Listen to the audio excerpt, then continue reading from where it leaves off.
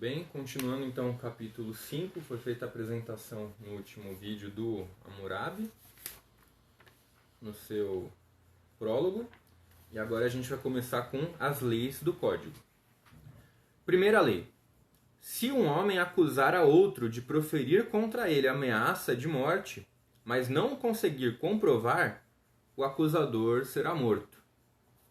Então, se a pessoa acusa sem provas, o crime que ela acusou volta para ela, né? Se ele acusou que alguém proferiu uma ameaça de morte, mas não tiver como comprovar, através de testemunhas e outras evidências, essa pessoa que acusou, né, de ter sido ameaçada, ela, o acusador, que será morto.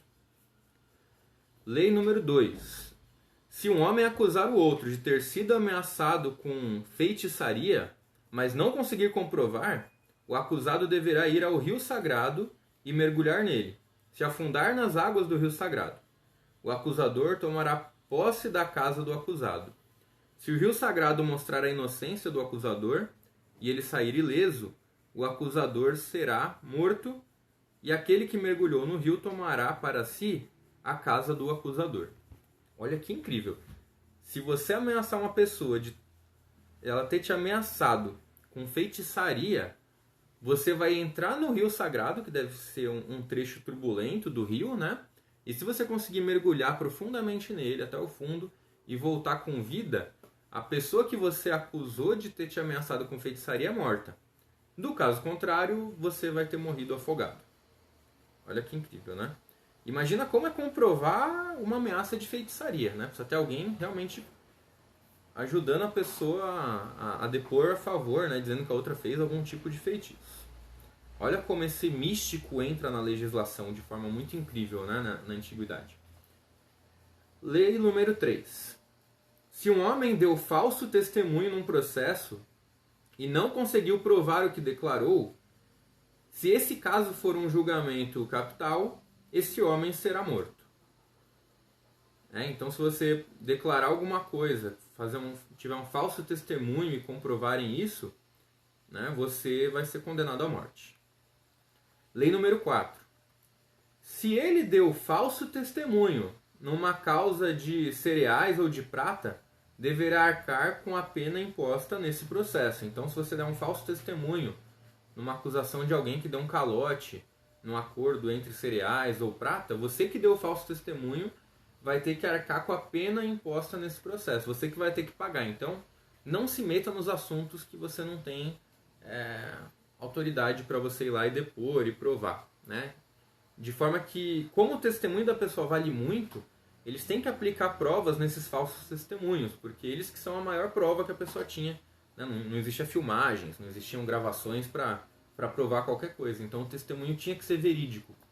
É o que a gente usa hoje quando você promete falar a verdade, somente a verdade, quando você vai testemunhar alguma coisa. Lei número 5.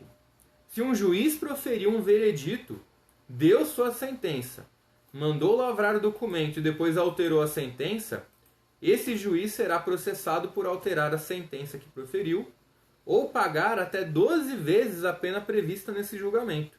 Além disso, deverá ser expulso publicamente do tribunal e não poderá retornar e tomar assento com os juízes num processo. Gente, imagina que incrível isso no Brasil, né? Ainda mais no momento que a gente está passando hoje, gravando esse vídeo, que é um momento em que a gente está passando por um problema em que o entendimento do STF sobre o caso lá do Sérgio Moro com o Lula, né, estão querendo colocar o Sérgio Moro ali como suspeito.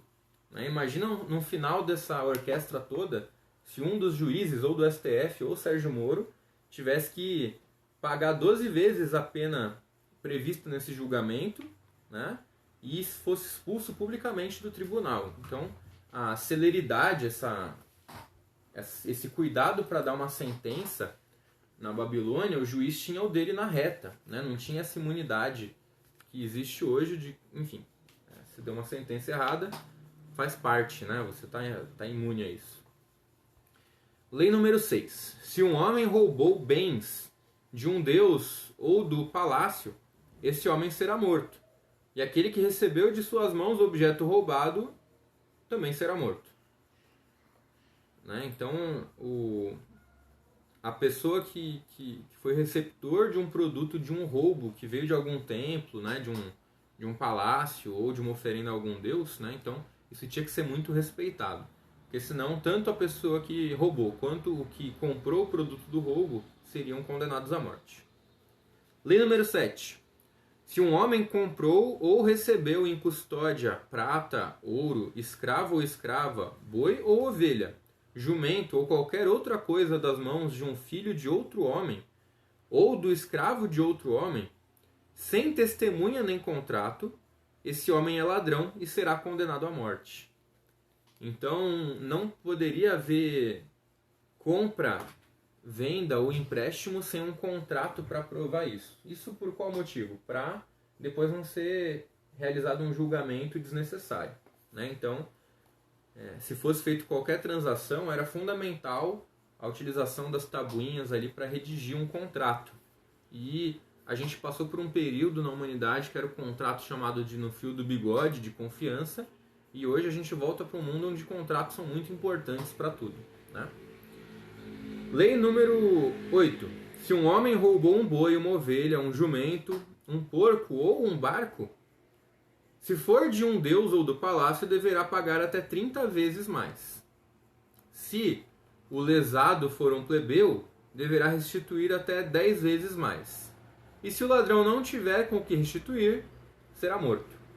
Olha que incrível. Então a gente tem aqui que o roubo ele tinha pesos diferentes. Se fosse do palácio de um nobre ou de um templo de um dos deuses, a pena era 3 vezes maior que a de um plebeu. Mas de qualquer forma, se o ladrão não tivesse como restituir esse valor, ele seria morto. Então provavelmente era pena de morte. Lei número 9. Se um homem perdeu um objeto e o encontrou nas mãos de outro, e se este homem em cujas mãos foi encontrado o objeto perdido declarou: um vendedor o vendeu para mim e eu o comprei na presença de testemunhas, e se o dono do objeto disser: posso trazer testemunhas que podem reconhecer o meu objeto perdido, então se o comprador trouxer o vendedor que lhe entregou o objeto e as testemunhas diante das quais o comprou, e se o dono do objeto perdido trouxer as testemunhas que reconhecem o objeto perdido, o juiz vai examinar os argumentos deles. As testemunhas diante das quais a compra foi feita e as testemunhas que conhecem o objeto perdido deverão declarar sob juramento o que sabem. Esse vendedor é ladrão e será morto. O proprietário do objeto perdido recuperará seu objeto extraviado e o comprador deverá recuperar o valor pago na casa do vendedor. Olha que incrível. Então, se o grande responsabilizado nesse caso, que encontrou um objeto perdido e vendeu, né, é o vendedor, é o cara que achou esse objeto, ou que pelo menos recebeu ele, porque daí vai ser entendido como um roubo, porque você pegou uma coisa que não era de ninguém, portanto também não era sua. E isso vai ser entendido como roubo, né? E por que tem as testemunhas envolvidas? Porque já falamos lá atrás que o falso testemunho geralmente resultava na morte ou na própria recebimento da pena, né? Então, as testemunhas vão ter grande valor nas leis a partir daí. Lei número 10. Se o comprador não tiver apresentado o vendedor que lhe vendeu o objeto ou as testemunhas diante das quais o comprou, ao passo que o dono do objeto perdido trouxe as testemunhas que conhecem o objeto perdido como sendo dele, então o comprador é um ladrão e será morto. O dono do objeto perdido retomará o seu pertence extraviado. Então, nesse caso, se a pessoa comprou um objeto que tinha sido perdido, mas não tiver como provar através de testemunhas ou do próprio vendedor, ele que vai ser entendido como ladrão. Para a pessoa não ter aquela brecha de falar, não, eu comprei, mas não lembro de quem foi, né? Lembrando que todas as compras, vendas e contratos têm que ser realizado um contrato por escrito, para evitar esse tipo de problema. Olha a importância da alfabetização nessa Babilônia, né? A pessoa que não tinha acesso a saber a escrita, a leitura e a escrita, ela não conseguia fazer contratos, então ela acabava entrando nessas leis aqui, porque precisava trazer muita testemunha, tá sempre provando o que tinha feito. Se por outro lado o dono do objeto perdido não trouxe as testemunhas que reconhecem o objeto perdido como sendo dele, ele é culpado de calúnia, fez uma denúncia falsa e será condenado à morte por caluniar outra pessoa. Então, A lei 9, 10 e 11 estão muito interligadas, né? E a 12 também. Se o vendedor já tiver morrido, o comprador tomará da casa do vendedor até 5 vezes o valor daquilo que tem direito de reclamar nesse processo. Então, se o vendedor, comprei do cara, mas ele já morreu. Então, a pena de morte ela deixa de ser efetiva. O cara que comprou o objeto mantém com ele, e o cara que perdeu o objeto vai lá na casa de quem vendeu, que seria o ladrão, e tomaria 5 vezes o valor daquele objeto que ele perdeu.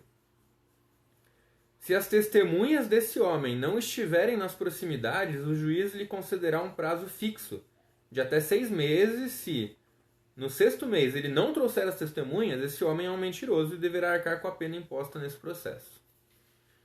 Nossa, 6 meses? Por quê? Porque não havia um correio oficial, eram distâncias que você tinha que percorrer muitas vezes a pé ou a cavalo. Então o tempo de você viajar, encontrar essa testemunha e perguntando era um prazo muito longo, né? Hoje a gente tem ali um tempo de justiça tão longo quanto, mas os prazos são um pouco mais curtos, né? São em dias úteis, porque você pode acionar a pessoa por telefone, por carta, por e-mail. Se um homem roubou o filho menor de idade de outro homem, será morto. Lei número 14, né? Se um homem roubou o filho menor de idade de outro homem, será morto. Lei número 15. Se um homem tiver induzido a sair das portas da cidade, fugir, um escravo ou uma escrava do palácio, um escravo ou uma escrava de um plebeu, ele será morto. Então, incentivar a rebelião, a fuga de escravos e plebeus, era também condenado à morte. Se um homem abrigou em sua casa um escravo ou uma escrava, lei 16, fugitivos do palácio ou da casa de um plebeu, e se a mando do funcionário encarregado não o fizer sair, o dono dessa casa será morto. Então, você receber na sua casa e abrigar um fugitivo, um escravo fugitivo, você vai acabar sendo morto. Se um homem apanhou em campo aberto um escravo ou uma escrava em fuga e o devolver a seu dono, o dono do escravo lhe dará 2 ciclos de prata.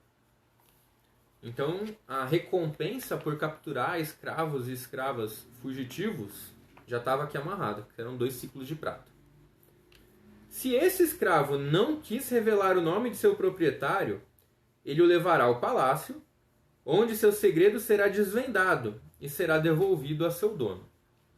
Então, se o escravo não quiser dizer de quem ele pertencia, ele vai ser levado ao palácio, vai ser feita uma investigação e ele vai ser devolvido para o seu dono e também vai ser recebido os 2 ciclos de prata.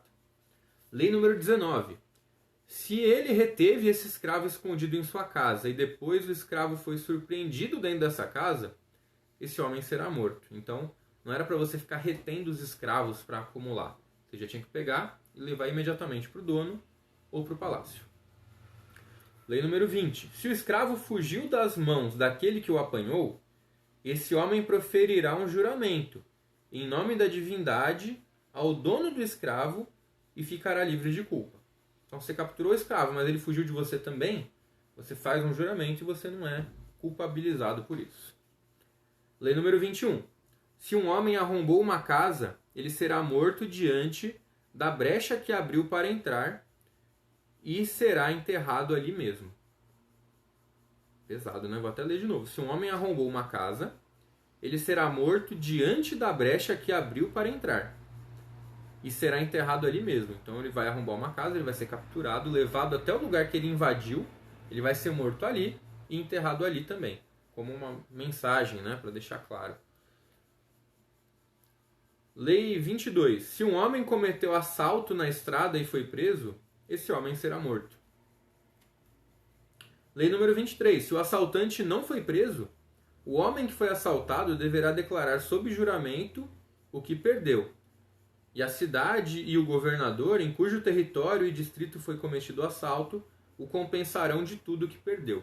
Olha só, a responsabilidade, no caso, da segurança pública, de não permitir que o seu cidadão seja assaltado, ela volta para o governante, para a cidade, e a cidade ressarce o prejuízo que foi dado. Olha que incrível isso. Então, para o governador e para as pessoas da cidade, manter a cidade segura era muito importante, senão elas iam ter que arcar com o prejuízo dos atos cometidos ali legalmente. Lei número 24. Se uma vida foi perdida, a cidade e o governador deverão pagar uma mina de prata à família. Lei número 25.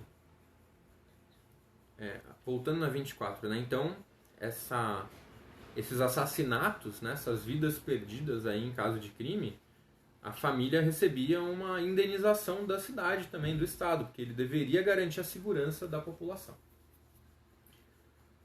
Lei número 25. Se um incêndio irrompeu na casa de um homem e alguém que veio para apagá-lo pôs os olhos cheios de cobiça num dos bens do dono da casa e se apropriou dele, esse homem será lançado ao fogo, será lançado nesse mesmo fogo.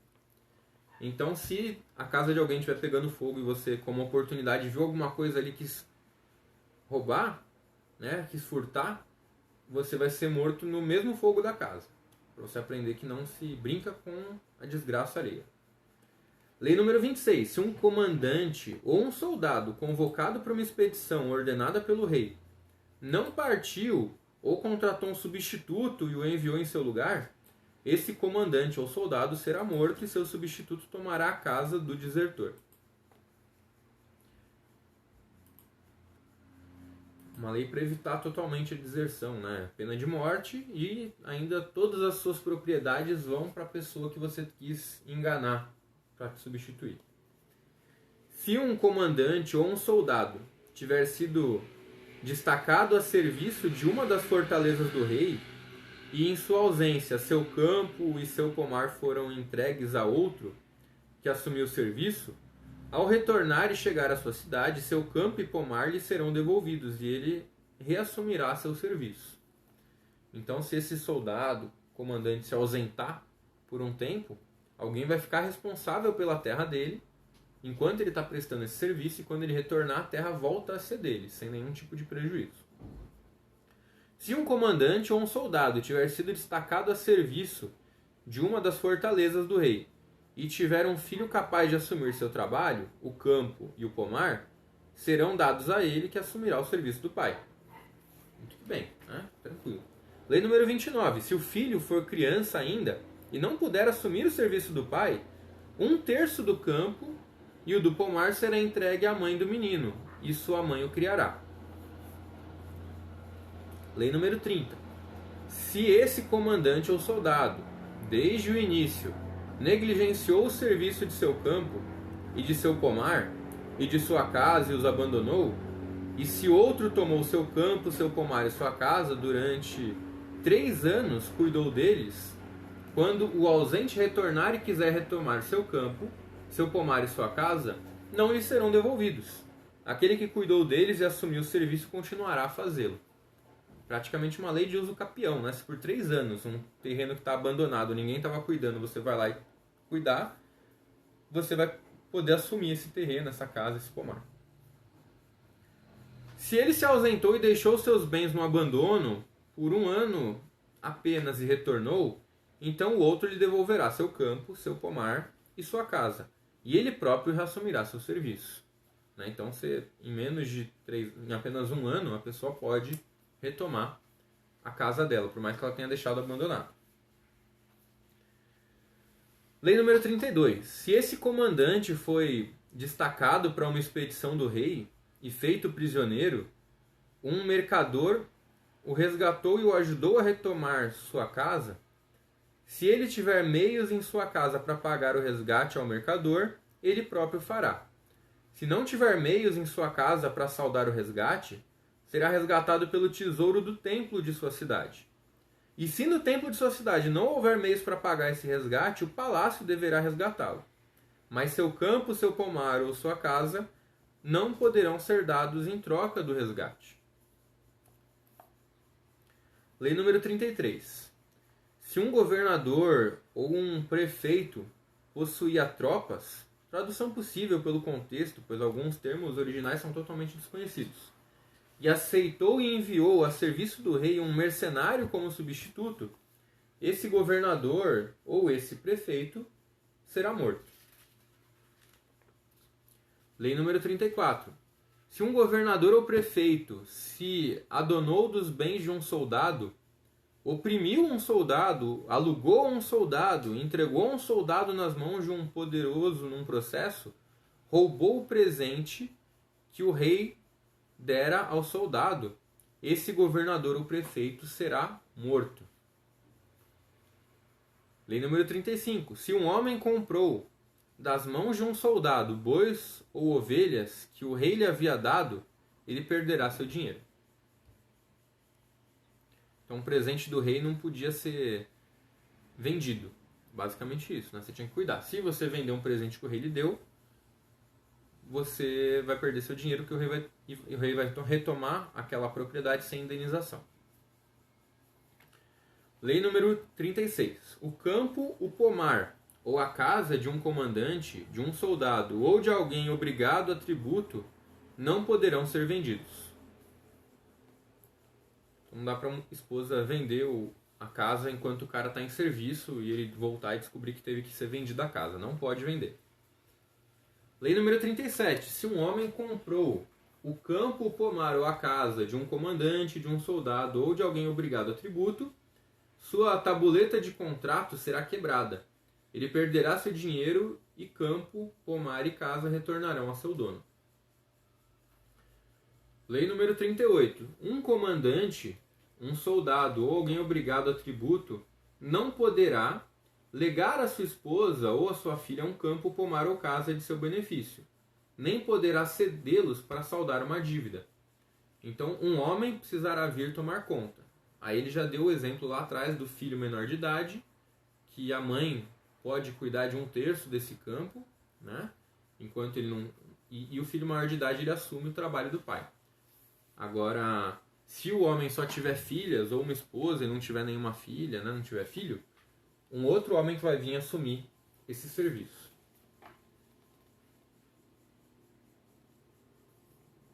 Lei número 39. Ele poderá, no entanto, legar a esposa ou a filha ou ceder para saldar uma dívida um campo, pomar ou casa que comprou ou adquiriu. Ele tem essa autonomia. Lei número 40. Uma sacerdotisa, um mercador ou um residente estrangeiro poderão vender seu campo, pomar ou casa. E o comprador deve assumir o serviço ligado ao campo, ao pomar ou à casa que comprou. Lei número 41. Se um homem trocou um campo, um pomar ou uma casa com um comandante, com um soldado ou com alguém obrigado a tributo, e pagou um valor a mais na troca, esse comandante, soldado ou obrigado a pagar tributo retornará a seu campo, a seu pomar ou a sua casa e se adonará do valor a mais que lhe havia sido pago. Então não podia haver lucro, né, nessa concessão de terrenos ou vendas. Lei número 42. Se um homem arrendou um campo para cultivá-lo e não produziu grãos nesse campo, ele será responsabilizado por não ter trabalhado bem o campo e dará ao proprietário do campo grão correspondente ao produzido pelo vizinho. Então uma pessoa incompetente em agricultura ia tomar um prejuízo aí, porque ia ter que comprar grãos para pagar mais, né, esse terreno que ela arrendou, vamos dizer assim, né? Lei número 43. Só na lei 42, né? Imagina se a gente tivesse uma lógica de uso de terra dessa no Brasil, né? Que a terra deve ser bem cuidada, deve ser produtiva, né? Enquanto a gente tem várias terras aí que estão largadas, sem nenhum tipo de produção, cuidado, né? E não é porque estão cuidando do bioma, porque já desmataram, mas largaram de qualquer jeito, né? Então, são terras abandonadas. Lei número 43. Se ele não cultivou o campo e o deixou improdutivo, deverá dar ao proprietário do campo o grão correspondente ao produzido pelo vizinho, e terá ainda de arar o campo que ele negligenciou, prepará-lo para o cultivo e devolvê-lo ao dono em condição de uso. Lei número 44. Se um homem arrendou um campo inculto por um prazo de 3 anos, a fim de devastá-lo e prepará-lo, mas o deixou intocado e não preparou a terra, no 4º ano ele deverá devastá-la, revolvê-la, desterroá-la e devolvê-la ao proprietário do campo, e deverá medir e dar 10 gur. Um gur equivalia a cerca de 300 litros de cereais para cada gan, pouco menos de 2 hectares de terreno. A gente já tinha visto essas medidas gun e gan, né? Gur, então, por volta de 300 litros de cereais, né? Um tambor de 300 litros, que a gente teria hoje aí, né? E um gan seria algo um pouquinho menor que 2 hectares de terreno. Lei número 45. Se um homem arrendou seu campo a um agricultor e recebeu o valor correspondente ao arrendamento, mas depois o campo foi inutilizado, inundado pela chuva, ou uma tempestade destruiu a colheita, o prejuízo será do agricultor. Então, em caso de desastres naturais, o agricultor, no caso, né, que arrendou o terreno, ele vai arcar com prejuízo, porque não é culpa de ninguém, né? Aliás, é dele, porque ele não agradou os deuses para não causar nenhum desastre natural. Lei número 46. Se ele ainda não recebeu o valor do arrendamento de seu campo, que o tenha arrendado pela metade ou por 1/3 da colheita, o agricultor e o proprietário do campo dividirão o grão que foi produzido no campo, na proporção fixada em contrato. Lei número 47. Se um agricultor arrendatário, por não ter conseguido produção satisfatória no primeiro ano, encarregar outro para cultivar o campo, o proprietário do campo não fará objeção. Seu campo foi cultivado e, na época da colheita, ele tomará a parte que lhe toca de acordo com o contrato. Um parênteses aqui do leitor, né? Por que a agricultura é tão importante a ponto de ter tantas leis falando sobre agricultura, né? Sobre o cultivo, sobre arrendamento? Porque eles vivem numa região entre dois grandes rios Tigre e Eufrates, e a agricultura é uma grande revolução na humanidade no começo da história, né? Ainda na pré-história, essa sedentarização, aprender a cuidar da terra, aprender a plantar o próprio alimento, ele dá um avanço social imenso. E os tributos, a maior parte, eram pagas não em prata, mas em grãos, né? A própria comida servia de moeda de troca muitas vezes. Então, quando a gente se depara com um volume de leis tão grande voltado para a agricultura, é porque a agricultura, de fato, ela era o pilar base daquela sociedade. E é também até hoje. Mas hoje a gente tem modelos de agricultura mecanizada que independem um pouco mais desse volume de trabalho e de assertividade. A gente tem adubos, a gente tem componentes químicos que ajudam a agricultura a se desenvolver. Nessa época não. Então, o bom trato do campo, da terra, da colheita, de todos esses cuidados, ele tinha que ser garantido, porque não tinha um agrotóxico, não tinha uma medida de beneficiamento da terra. Então, se a pessoa não se desse o trabalho de estar sempre cuidando, com funcionários, lógico, né, e principalmente com mão de obra escrava, essa terra ficava improdutiva e toda aquela sociedade ia perder, porque ia passar fome, não iam ter os tributos para os deuses, o senhor do palácio, né, o governador local, não receberia seus impostos, que eram pagos muitas vezes em grãos, né? Então, eles dão muito destaque para a agricultura por conta dessa questão, que ela era fundamental. Prosseguindo. Lei número 48. Se um homem tiver dívidas e uma tempestade inundou seu campo ou destruiu a colheita, ou por falta de água o grão não vingou no campo, naquele ano ele não precisará dar grãos ao seu credor. Além disso, poderá adiar seu contrato e não pagará os juros desse ano. Então olha que bacana, né? Se uma catástrofe de falta de chuva ou de excesso de chuva prejudicar a plantação e a colheita, aquela dívida ela fica congelada sem juros e ela é adiada para uma próxima colheita, né? Bem interessante. Lei número 49. Se um homem tomou dinheiro emprestado de um mercador e deu a este como garantia um campo preparado para o cultivo de cereais ou de gergelim, dizendo-lhe: cultive o campo e colha o grão ou o gergelim produzido. Se o agricultor produziu no campo cereais ou gergelim na época da colheita, o proprietário do campo colherá os cereais ou o gergelim produzidos no campo e dará ao mercador grão suficiente para cobrir o valor de dinheiro emprestado, com os respectivos juros, e cobrirá ainda as despesas que o mercador teve na manutenção do cultivador. Lei número 50. Se entregou um campo já cultivado com cereais, ou um campo plantado com gergelim, o proprietário do campo colherá os cereais ou o gergelim produzidos no campo e restituirá ao mercador o dinheiro com os devidos juros. Lei número 51. Se ele não tiver dinheiro para restituir, deverá dar ao mercador gergelim ou grão suficiente para cobrir o empréstimo que tomou do mercador, e os juros correspondentes de acordo com a regulamentação do rei. Lei número 52.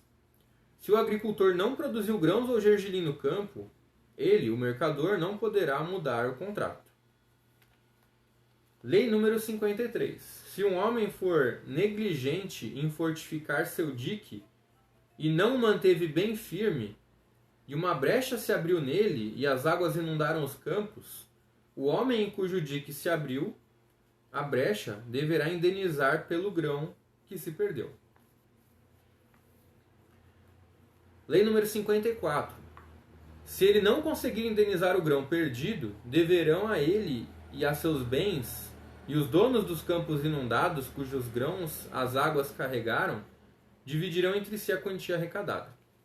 Percebam que nessas leis de agricultura, entre concessão de grão, empréstimo, arrendamento, a gente não vê a pena de morte, que é tão aplicada nos crimes de roubo, de furto, né?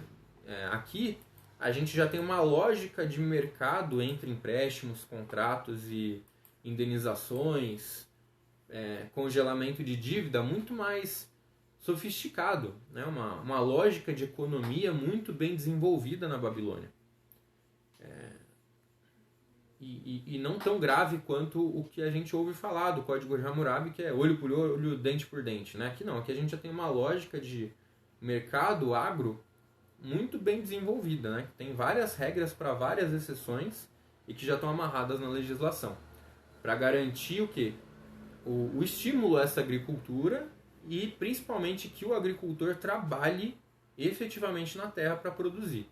O objetivo deles aqui é estimular uma produção e uma força de trabalho que esteja voltada para a produção de alimento, né? De forma que o que é punido aqui é a incompetência de plantar e colher e os desleixos, os relaxos com a terra. E mesmo o pessoal que é destinado para a guerra, né, os comandantes, soldados e pessoas destinadas a pagar tributo, que ele destaca nas leis anteriores, elas não sofrem prejuízo de terra, né? E essa terra sempre tem que ter alguém cuidando e produzindo. Não pode ter terra abandonada na Babilônia. É isso que vai garantir a prosperidade do reino e do Império Babilônico.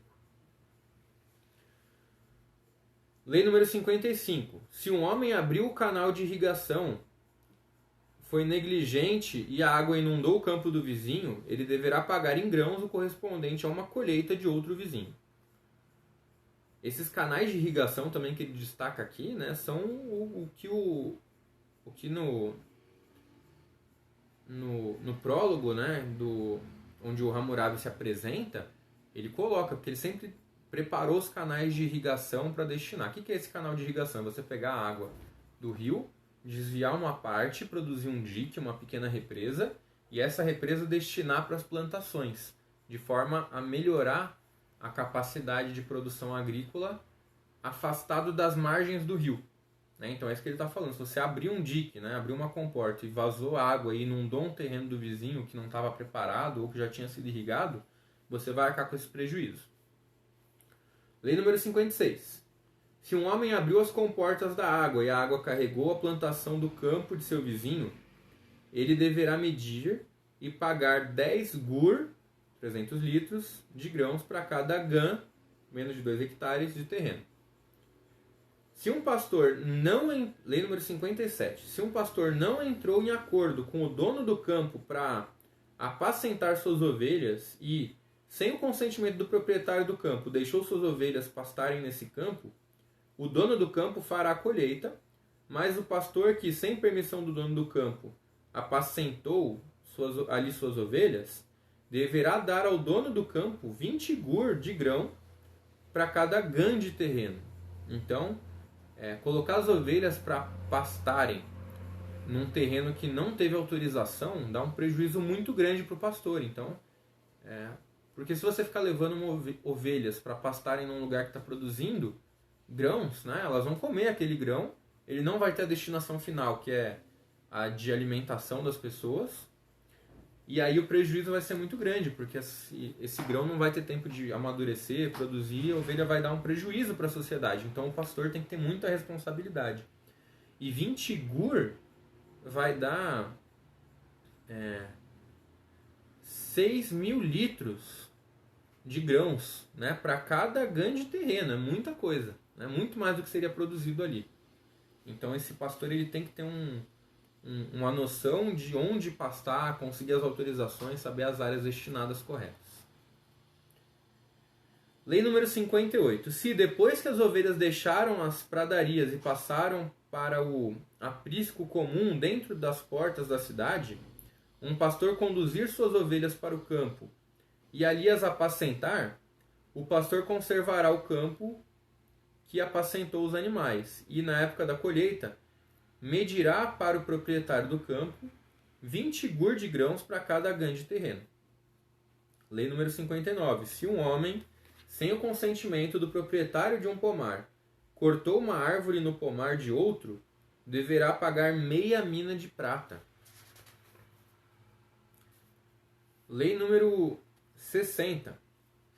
Se um homem deu um campo a um agricultor para plantar um pomar, se o agricultor o plantou, ele deverá cuidar do pomar por 4 anos. No 5º ano, o dono do pomar e o agricultor dividirão os frutos colhidos em partes iguais. O dono do pomar escolherá sua parte e a levará. Isso porque o pomar seria de árvores frutíferas, né? Então elas demoram um tempo maior do que os grãos, que tem um ciclo mais rápido. Então o prazo é de 4 para 5 anos para usufruir dessa colheita, que é o amadurecimento ali das árvores para poder produzir.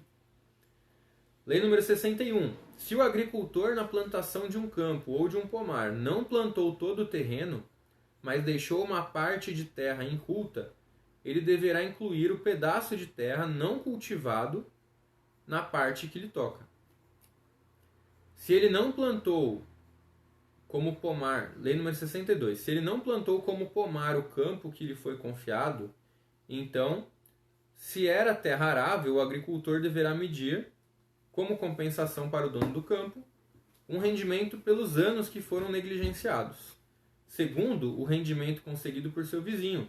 Além disso, deverá executar o trabalho estipulado no campo e restituí-lo ao proprietário. Lei número 63. Se a terra era inculta, ele fará o trabalho estipulado no campo e restituirá ao proprietário. Além disso, deverá medir para cada ano 10 gur, equivalente a 300 litros, 3.000 litros de grão para cada gan de terreno. Se um homem entregou seu pomar para um agricultor para fazê-lo frutificar, o agricultor, enquanto mantiver o pomar, dará ao proprietário 2/3 da produção colhida e ficará com 1/3. E eu vou parar este vídeo aqui na Lei 64, tá? A Lei 65, ela se prolonga um pouco mais, né? E existe um pulo entre a Lei 65, que ela vai ter vários artigos, né? Agora, 35 desses artigos ou parágrafos se perdem na tradução. Então, entre a Lei 65, parte X, Y e Z, depois é pulado para a Lei número 100. Tá certo? Então eu vou fazer a pausa aqui no 64 e a gente continua no próximo vídeo, num outro dia. Beleza? Então hoje nós lemos aí o Código de Hammurabi da Lei número 1 até a Lei número 64. Eu acho que a gente já quebrou um mito do olho por olho, dente por dente, onde a gente está vendo regras sociais do uso do campo, do uso agrícola, que são muito importantes, né? Que a gente nunca teve oportunidade de parar para ler o Código de Hammurabi, e a gente tem aquela noção somente de brutalidade, né? Olho por olho, cortou uma mão, roubou, corta a mão. Não, a gente está vendo que eram penas de morte para crimes sociais para garantir uma lisura, um poder dos governadores em usar a polícia local para garantir segurança para as pessoas, uma segurança de não perder os escravos, ninguém deixar um escravo fugir e abrigar, né? Que para essa lógica agrícola na antiguidade era o que funcionava, né? Um crime contra a humanidade desde sempre, utilização de escravos, mas eles tinham essa segurança de que o escravo não fugiria, né? Para garantir aquela mão de obra no campo, e muitas regras para garantir que o campo seja útil, que seja aproveitado, que os pastores de ovelhas, a ovelha para produção tanto de lã quanto de carne, né, sejam responsáveis pelas áreas que eles levam essas ovelhas para pastejar, para não dar prejuízo para um outro. Então esse respeito de terra, fronteira e propriedades privadas que tem no Código de Hammurabi é muito interessante e muito rico. A gente continua num outro dia a leitura, tá? Então esse fica por aqui e até a próxima.